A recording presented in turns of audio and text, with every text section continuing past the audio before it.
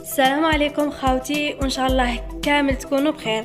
خاوتي اللي موش مشترك معنا في القناة يشترك، وما تنسوش تدعمونا بجامل الفيديو.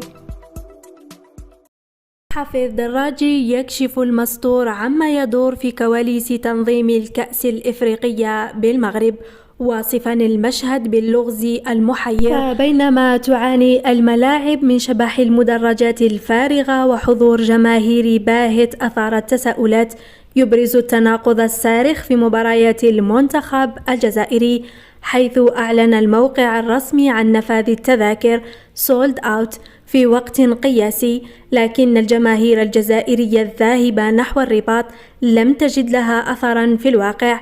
هذا الغموض دفع الدراجي للتساؤل وبقوة: من اشترى تذاكر الجزائري وأخفاها؟ هل هي خطة ممنهجة لإفراغ المدرجات من صخب محاربي الصحراء وحرمانهم من دعمهم التاريخي، أم أنها فضيحة تنظيمية تضع الكاف واللجنة المنظمة في مأزق حقيقي قبل مباراة الجزائر والسودان؟